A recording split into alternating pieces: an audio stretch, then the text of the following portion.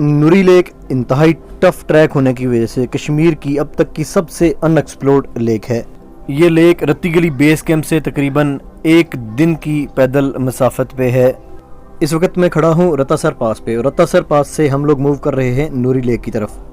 रत्तीगली base camp से नूरी lake तक रत्तासर पास तक कैसे पहुँचते हैं इसका लिंक मैं ऊपर आई बटन में डाल दूंगा, वो आप चेक कर लीजिएगा कि रत्तासर पास तक आप कैसे पहुँचते हैं। और इस दौरान रत्तासर पास पहुँचने से पहले आप 3-4 लेक्स मज़ीद भी कर लेंगे, उनका भी लिंक मैं डाल देता हूँ आई बटन में। रत्तासर पास 4450 मीटर की बुलंदी पे है और रत्तासर पास से नूरी लेक की तरफ जाता हुआ ट्रैक इंतहाई नैरो रिज है। इस ट्रैक का इतना ज़्यादा ख़तरनाक होना ही वाहिद वजह है कि नूरी लेक तक बहुत कम लोग आज तक जा पाए हैं। ये पूरा रास्ता बोल्डर से भरा हुआ है और हद से ज़्यादा बड़े पत्थर और नोकीले पत्थर इस रास्ते में आपकी राह में रुकावट बनते हैं।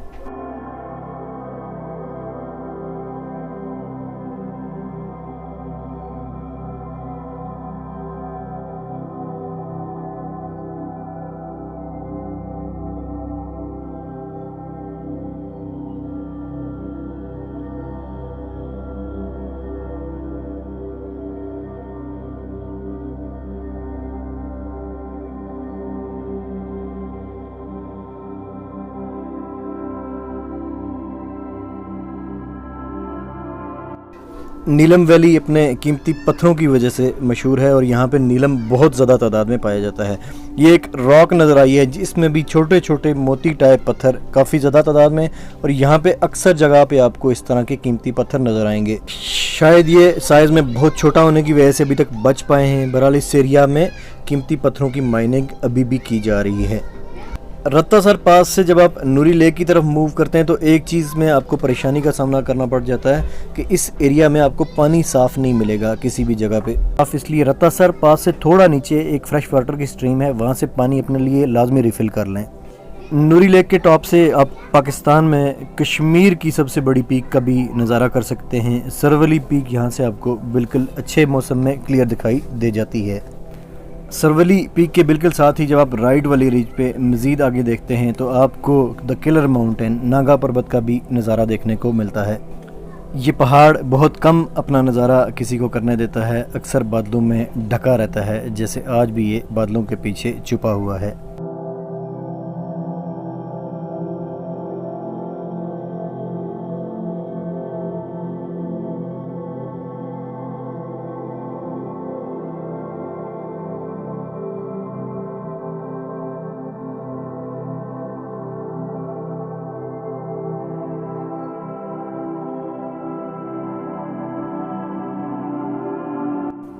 रत्तासर पास से नूरी लेक के टॉप तक तो आप किसी तरह इजीली या मुश्किल या जैसे कैसे पहुंच जाते हैं, लेकिन असल इम्तिहान इसके बाद शुरू होता है क्योंकि बहुत ज़्यादा स्टीप रास्ता है नूरी लेक तक और पत्थरों का साइज़ आप देख सकते हैं। ये हर एक हाइकर का इम्तिहान लेते हैं, चाहे वो कितना ही प्रोफेशनल क्यों ना हो।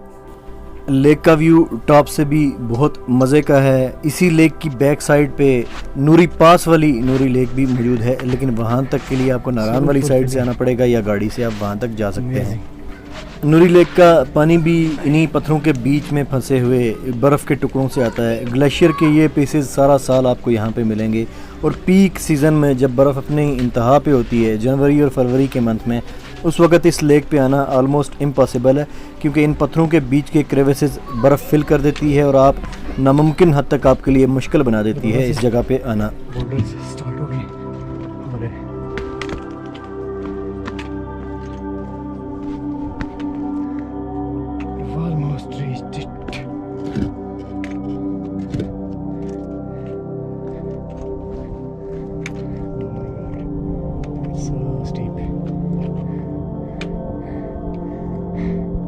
ये जाइंट स्टोन्स हैं, इनसे नीचे आना पड़ता है, ये देख लें।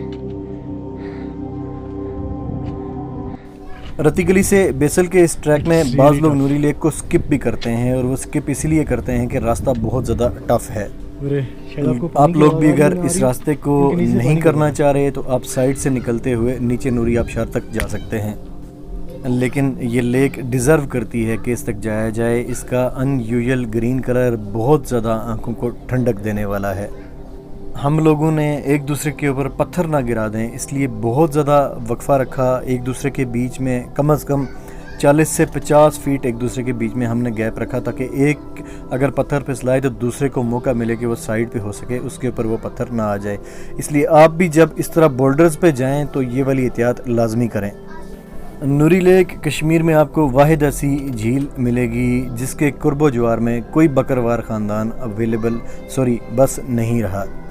लेक के मुश्किल टेरेन की वजह से इस लेक के कुर्बो जवार में कोई बकरवार ख़ानदान भी आबाद नहीं है। जैसे पाकिस्तान की कश्मीर की दूसरी लेक के करीब तकरीबन हर झील के करीब ही कोई ना कोई बकरवाल ख़ानदान आबाद है, और इस लेक के करीब कोई बकरवाल ख़ानदान आबाद नहीं है।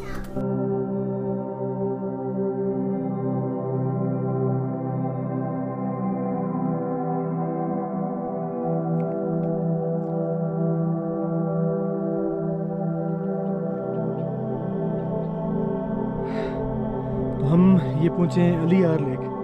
ये बीच में एक नूरी लेक करते करते थोड़ा सा डी ट्रैक हुए हैं, तो ये एक लेक डिस्कवर हुई है जिसका मैंने मैपिंग से चेक किया तो इसका नाम अली यार है। मैंने इसके बारे में इससे पहले इसके ऊपर ब्लॉग नहीं देखा, तो मैं इसकी थोड़ी डिटेल भी शेयर करूँगा। नूरी लेक के बाद नूरी आबशार की तरफ जो रास्ता जाता है वो बहुत आसान है और उस पर कोई भी नॉर्मल आदमी भी इजीली चल पाएगा। एक सीधा सीधा ट्रैकिंग वाला रास्ता है, इसमें हाइकिंग वाला कोई सीन नहीं है। रत्ती गली से बेसल जाते हुए ये वाला रास्ता सराल के करीब वाले रास्ते के बाद दूसरा खूबसूरत तरीन रास्ता है। पूरा रास्ता चलते हुए ऐसे फील करवाता है जैसे आप किसी नरम कारपेट पे चल रहे हों, और रास्ते में जगह जगह आपको सुर्ख रंग के फूलों से भरे हुए मैदान नज़र आएंगे। जो लोग पीक गर्मियों में ग्लेशियर देखने के शौकीन हैं उनको यहाँ पे ग्लेशियर्स भी काफ़ी ज़्यादा तादाद में नज़र आएंगे, और इस एरिया में आपको एक यूनिक एक्सपीरियंस मिलता है ग्लेशियर्स के साथ ग्रीनरी का।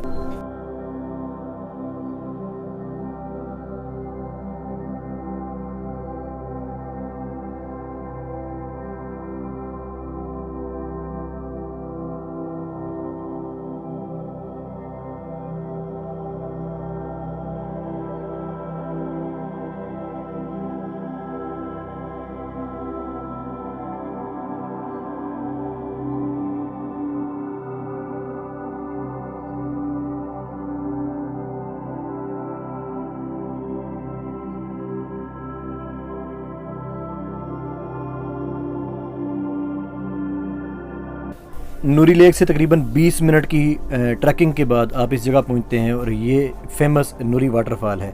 इस वाटरफॉल को बाज़ लोग नारान वाली साइड से भी आके देखते हैं, नीचे रोड से होके, लेकिन कुदरत के किसी भी करीब नज़ारे को पास से आके देखने का अपना ही एक मज़ा है। हमारा भी आज कैंपिंग का प्रोग्राम नूरी वाटरफॉल के नीचे दामन में बने मैदानों में है। जब भी आप रत्ती गली से बेसल की तरफ मूव करें, ये एक बेहतरीन कैंपिंग साइट है, और रत्ती गली से अगले दिन जो आपकी कैंपिंग साइट होनी चाहिए वो यही जगह होनी चाहिए, क्योंकि आप सुबह भी जब उठेंगे तो आपको खूबसूरत नज़ारा नीचे आबशार का देखने को मिलेगा, और जितनी देर आप धूप में यहाँ पे बैठे रहेंगे आपको इर्द गिर्द के खूबसूरत नज़ारे देखने को मिलेंगे।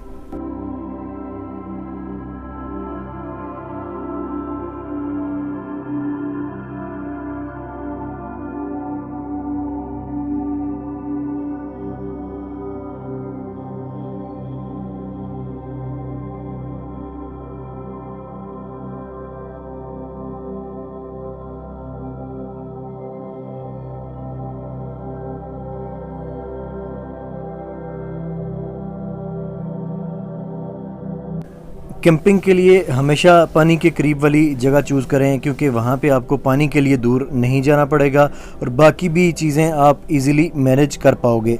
एक और चीज़, जब भी आप ऐसे किसी ट्रैक पे मूव करने लगें तो अपना सामान लाजमी चेक कर लें। हमारे साथ एक और ग्रुप भी मूव कर रहा है रत्ती गली से बेसल नारान के लिए, और उन्होंने अपना सब कुछ घोड़े वाले पे छोड़ा हुआ था, जो कि उनका सामान रत्ती गली बेस कैंप में ही भूल चुका है। अब अगर हमारा ग्रुप यहाँ पे मौजूद ना होता तो उनको यहीं से वापस मुड़ना पड़ता और रात वो यहाँ पे भूखे गुजारते। इसी चीज़ को मद्देनज़र रखते हुए आप जब भी कभी किसी ऐसे ट्रैक पे जा रहे हों जहाँ पे आपको खाने पीने की चीज़ें, होटल्स वगैरह कोई चीज़ अवेलेबल ना हो, आपको सब रास्ते में ट्रैकिंग करनी हो, तो वहाँ पे ये चीज़ें आप पहले पूरी करें और उसके बाद चेक करें कि आपने घोड़े में ये सामान रख लिया है। उसके बाद आप ट्रैक की तरफ मूव करें। और अगर आपको इस तरह कोई मदद के लिए पुकारे तो आप उसकी मदद ज़रूर करें, चाहे उसके लिए ख़ुद आपको एक टाइम भूखा रहना पड़े, लेकिन अपने इस तरह किसी फंसे हुए इंसान की ज़रूर मदद करें।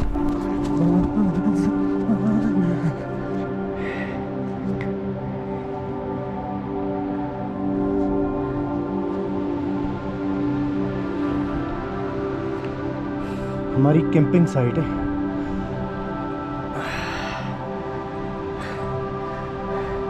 ये वो घोड़े हैं जिन्होंने मैं नीचे से ऊपर लाया, ग्रेजिंग करने पे। और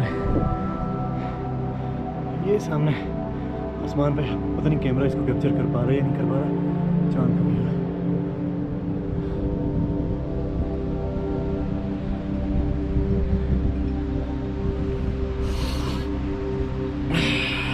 आज हमारे सफ़र का तीसरा दिन है और तीसरे दिन हमने पहले घटियां लेक की थी, दूसरे दिन हमने Hansraj lake, Kalasar 1 lake, Kalasar 2 lake और रत्तासर पास और नूरी लेक की।